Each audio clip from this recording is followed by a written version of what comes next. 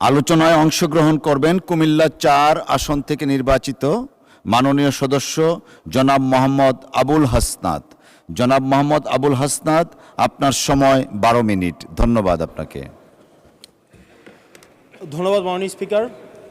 মাননীয় স্পিকার, এই বাজেট সেশনে এই বাজেটকে বিভিন্ন পক্ষ থেকে বিভিন্ন বিশেষণে বিশেষায়িত করা হচ্ছে। কোনো পক্ষ বলছে এটি ওভার অ্যাম্বিশিয়াস, কেউ বলছে এটা বাস্তবায়ন অযোগ্য, কেউ বলছে সাহসী।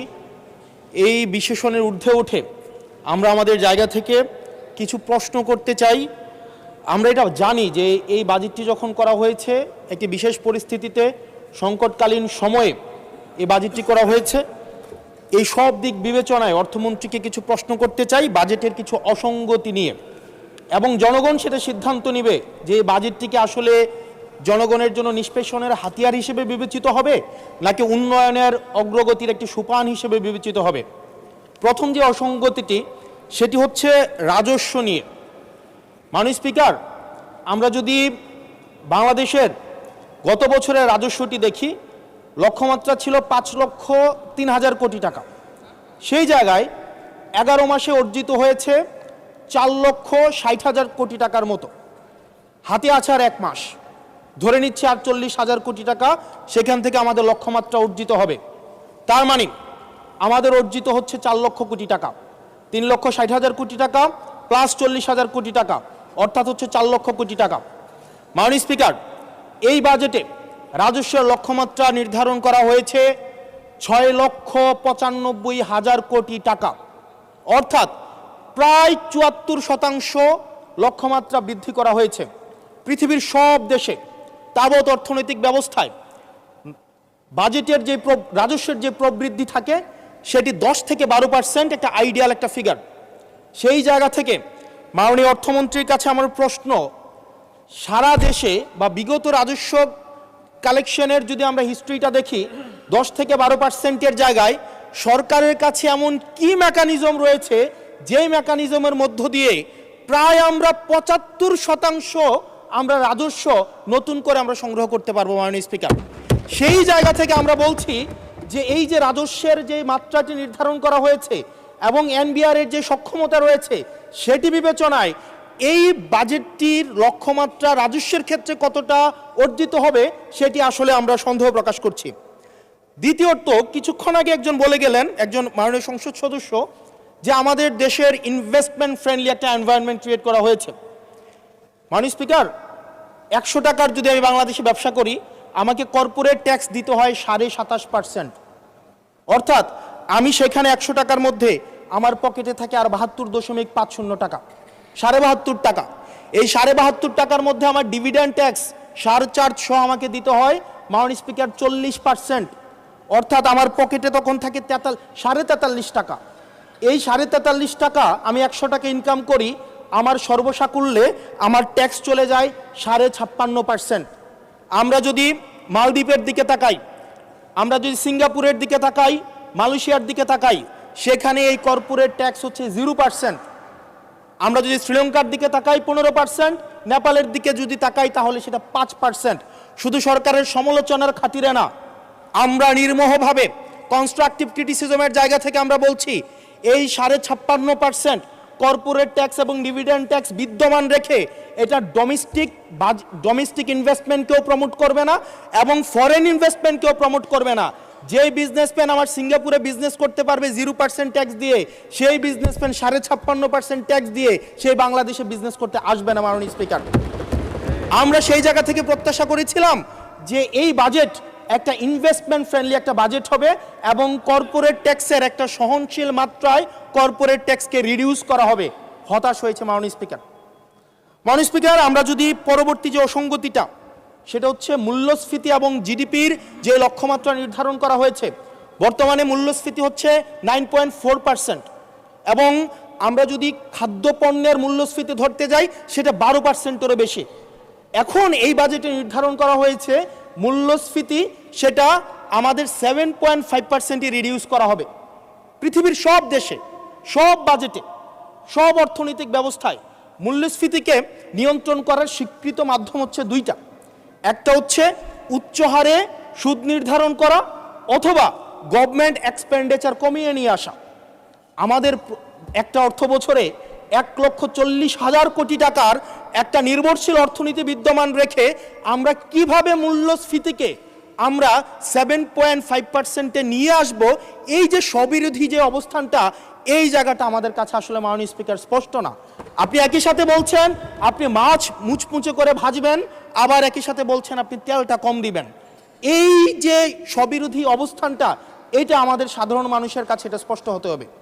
মাননীয় স্পিকার, আমরা এই সংসদে দেখেছি মাননীয় প্রধানমন্ত্রী নিত্য প্রয়োজনীয় দ্রব্যের দাম নিয়ন্ত্রণের যেই সুপারিশটি করেছেন এবং যেই বিষয়ে বলেছেন, এটির জন্য জনগণ বাহবা দিয়েছেন। আবার গত পরশুদিন মাননীয় অর্থমন্ত্রীকে আমরা দেখলাম আমাদের খুবই নিত্য প্রয়োজনীয় আমাদের কাপড়, রড সিমেন্ট, তারপর হচ্ছে নিত্য প্রয়োজনীয় 16টি দ্রব্যের মধ্যে উনি ট্যাক্স বসানোর কথা বলেছেন। এখন মাননীয় স্পিকার, প্রশ্নটি হচ্ছে এই নিত্য প্রয়োজনীয় দ্রব্যটিতে যখন ট্যাক্স বসাবে, দিন শেষে বিক্রেতা কিন্তু এই ট্যাক্সের বোঝাটি আমাদের তৃণমূলের যে ক্রেতারা থাকবেন এই ক্রেতাদের থেকেই কিন্তু এই ট্যাক্সটি মাননীয় স্পিকার যাবে। সুতরাং যখন বলা হয়েছে নিত্য প্রয়োজনীয় দ্রব্যের দাম কমানো হবে, আবার বলা হচ্ছে ট্যাক্স বাড়ানো হবে, এটিও কিন্তু মাননীয় স্পিকার একটি সাংঘর্ষিক অবস্থায় রয়েছে। সুতরাং যদিও বলা হয়েছে নিত্য প্রয়োজনীয় দ্রব্যের দাম কমাবে, সেই জায়গায় নিত্য প্রয়োজনীয় দ্রব্যের দাম দিন শেষে কমবে না, কারণ এই ট্যাক্সের বোঝাটি দিন শেষে আমার আপনার মতো সাধারণ মানুষের উপরে চেপে বসবে। দিন শেষে এই জায়গাটি হচ্ছে মাননীয় স্পিকার প্রশ্নবিদ্ধ। মাননীয় স্পিকার, আমরা সরকার দল থেকে একটি কমিটমেন্ট পেয়েছিলাম নির্বাচনের আগে, সেটি হচ্ছে আগামী 5 বছরে এই 4 মাস সহ 1 কোটির উপরে কর্মসংস্থান নিশ্চিত করা হবে। 1 কোটি কর্মসংস্থান। এখন প্রত্যেক মাসে আপনার 1.5 লক্ষ কর্মসংস্থানেরও বেশি। তার মানে এই 4 মাসে সেই হিসাবে কর্মসংস্থান বৃদ্ধি পাওয়ার কথা 6 লাখ এই 4 মাসে। আপনাদের কাছে প্রশ্ন, মাননীয় অর্থমন্ত্রী, এই 4 মাসে কয়টি কর্মসংস্থান নিশ্চিত হয়েছে? আদৌ কি 6 লাখ কর্মসংস্থান নিশ্চিত হয়েছে? যদি হয়ে থাকে সেই কর্মসংস্থানগুলো কোথায়? সেই চাকরিগুলো কোথায়? যারা শিক্ষিত হয়ে সার্টিফিকেট হাতে নিয়ে চাকরির জন্য দুয়ারে দুয়ারে যাচ্ছে, ক্ষুদ্র ঋণের জন্য দুয়ারে দুয়ারে যাচ্ছে, আসলেই কি আমরা এই 6 লাখ কর্মসংস্থান আমরা সৃষ্টি করতে পেরেছি কিনা, নাকি নির্বাচনের আগে সেটি শুধুমাত্র প্রতিশ্রুতির মধ্যেই সীমাবদ্ধ থাকবে? এই বিষয়টি আমাদের স্পষ্ট হতে হবে। মাননীয় স্পিকার, আমরা প্রাচীন একটি ভারতের একটা প্রবাদ আছে, এই যে আমাদের একটি সান্ধ্যকালীন সংসদ চলছে, আমাদের মধ্যে একটি আলস্য ঝেঁকে বসেছে, আমরা একটু এখন বিশ্রামের একটা আগ্রহ সৃষ্টি হচ্ছে, এরকম একটা বিশ্রামের সময়ে এক ভারতের প্রাচীন ভারতের একটা প্রবাদ আছে। সেই প্রবাদেও একজন বলেছিলেন যে ঋণং কৃতা ঘৃতং পিবেত যাবৎ জীবন সুখেং কিবত, অর্থাৎ ঋণ করে প্রয়োজনে ঘি খাও তাইলেও সুখে থাকো, ঋণ করো ঘি খাও, পরের ধনে পুদ্দারি করো, ঋণ করে ঘি খেয়ে জমিদারি করো, তাও ঋণ করো। আমার কাছে মনে হচ্ছে মাননীয় স্পিকার, এই প্রবাদটিকে সরকারি দলের কিছু সদস্য খুব সিরিয়াসলি নিয়েছেন, নিয়ে ওনারা ঋণ করো ঘি খাও তাও সুখে থাকো, এটাকে ওনারা এভাবে নিয়েছেন, ঋণ করো ঋণ খেলাপি হও তাও নির্বাচন অংশগ্রহণ করো। মাননীয় স্পিকার, আমরা দেখলাম এই সংসদে আমরা মাননীয় অর্থমন্ত্রীর কাছ থেকে আমরা কোনো স্পষ্ট কোনো কর্মসূচি আমরা পাই নাই। কিভাবে ব্যাংকগুলোকে যেভাবে দলীয়করণ করা হয়েছে, ব্যাংকগুলোকে দীর্ঘ 17 বছর ধরে ব্যাংকের টাকা ঋণের নামে যেভাবে বিদেশে পাচার করা হয়েছে, সেই পাচারকৃত টাকাকে কিভাবে উদ্ধার করা হবে সেটার কিন্তু সুস্পষ্ট আমরা কোনো পলিসি পাই না। মাননীয় স্পিকার, আমরা গভর্নর সাহেবকে মাঝে মাঝে আমরা একটু আক্ষেপ প্রকাশ করতে দেখি, 4,80,000 কোটি টাকা বিদেশে পাচার হয়েছে, সেটাকে কিভাবে আনা যাবে সেটা নিয়ে আক্ষেপ প্রকাশ পর্যন্ত আমরা দেখি। মাননীয় স্পিকার, এই যে ঋণ খেলাপি যারা আছে, নির্বাচনের আগে একটা কমন একটা স্ট্রাকচার, 5 বছর কোনো খোঁজখবর থাকে না, তফসিলের আগে সেখানে একটু কোর্টে যাবে, কোর্টে গিয়ে ওই ঋণ খেলাপির উপরের এই অর্ডারটার উপরে একটা স্টে দিবে এবং 2% দিয়ে আবার রিশিডিউল করাবে, রিশিডিউল করিয়ে আবার নির্বাচন অংশগ্রহণ করবে বিভিন্ন জায়গা থেকে টাকা পয়সা উঠায়া, এবং আগামী 5 বছর আবার এই ঋণ নিয়ে কোনো ধরনের আর কোনো খোঁজখবর থাকে না। জনগণের টাকা নিয়ে এই বিলাসিতা বন্ধ করতে হবে এবং ঋণ খেলাপিদেরকে ঋণ খেলাপি বলতে হবে। আমরা লজ্জা পাই একই সংসদ একসাথে শেয়ার করার জন্য, কারণ তারা জনগণের টাকা মেরে, যারা জনগণের টাকা ব্যাংক থেকে তুলে নিয়ে ঋণ খেলাপি হয়ে আবার জনগণের প্রতিনিধিত্ব করতে আসে, এই ঋণ খেলাপিদেরকে শাস্তির আওতায় আনতে হবে। এবং তারা যখন সংসদ সদস্য হয়ে নির্বাচিত হওয়ার পরেও যদি তারা ঋণ খেলাপি হয়, এমন একটি আইন প্রণয়ন করতে হবে তাদের সংসদ সদস্য পদ যেন বাতিল হয়। সেটি শুধুমাত্র সরকার দলের জন্য না, শুধু বিরোধী দলের জন্য না, সেটি বাংলাদেশের উন্নতি, প্রগতি এবং সমৃদ্ধির জন্য সেটি প্রয়োজন। এবং পরবর্তী প্রজন্মের কাছে আমাদের দায় মুক্তির জন্য এটি প্রয়োজন। মাননীয় স্পিকার, আমাদের যেই জায়গায় টাকা পাচার করা হয়েছে, অন্তর্বর্তীকালীন সরকার একটি শ্বেতপত্র প্রকাশ করেছে। এই শ্বেতপত্রতে দেখানো হয়েছে 28 লক্ষ কোটি টাকা হচ্ছে বিদেশে পাচার করা হয়েছে। 28-এর পরে কয়টা সংখ্যা হয় আমি ইংলিশ ডিপার্টমেন্টের ছাত্র, আর্টস ব্যাকগ্রাউন্ডে পড়াশোনা করছি, আমার মাথায় আসে না। 28-এর পরে কয়টা সংখ্যা হয়? 28-এর পরে না, 28-এর পরে 9টা না, এটাও হয় নাই। 28-এর পরে 28 লক্ষ কোটি টাকা বিদেশে পাচার করা হয়েছে। এখন মাননীয় স্পিকার, যারা পাচার করেছে তারা সদর পেয়ে এখন হচ্ছে মাননীয় স্পিকার গুলশান, বনানী, ধানমন্ডি এই দেশে এখন বুক ফুলিয়ে চলাফেরা করে। মাননীয় স্পিকার, আমরা দেখেছি অন্তর্বর্তীকালীন সরকারের সময় বসুন্ধরার পুত্র সুবহান দেশে ঢোকার সাহস পায় নাই। আমরা দেখেছি আনবির দেশে ঢোকার সাহস পায় নাই। কিন্তু এই সরকার নির্বাচিত হয়ে আসার পরে আমরা দেখেছি সদর্বে এই সুবহানের পুত্র, এই ধর্ষক দেশে ঢুকেছে। মাননীয় স্পিকার, অন্তর্বর্তীকালীন সরকারের সময় দুর্নীতি দমন কমিশন বসুন্ধরার বিরুদ্ধে মামলা করেছে। আমরা দেখেছি এই মামলার কি অগ্রগতি হয়েছে সেটা আমরা জানতে চাই আন্ডার টেবিল কোনো ধরনের সমঝোতা হয়েছে কিনা। যদি সমঝোতা না হয়ে থাকে তাহলে তাদের বিরুদ্ধে আইনগত ব্যবস্থা নিতে বাধাটা কোথায় সেটা বাংলাদেশের মানুষের সামনে প্রকাশ করতে হবে। মাননীয় স্পিকার, অন্তর্বর্তীকালীন সরকার এই বসুন্ধরা গ্রুপ যারা বিদেশে টাকা পাচার করেছে, মানুষের সম্পদ দখল করেছে এবং মিডিয়ার মধ্য দিয়ে আওয়ামী লীগের গুম খুন হত্যাকে যারা বৈধতা দিয়েছে, তাদের খুঁটির জোর কোথায় সেটা আমরা জানতে চাই। মাননীয় স্পিকার, আমরা মাননীয় স্পিকার অবশ্য শুনতে পেয়েছি, বললে অবশ্য অনেকে রাগ করে। মাননীয় সদস্য, আপনার সময় শেষ হয়ে গেছে, তারপরেও চিফ হুইপ মহোদয় অনুরোধ করেছেন আরো 3 মিনিট বাড়ানো হলো। থ্যাংক ইউ মাননীয় স্পিকার।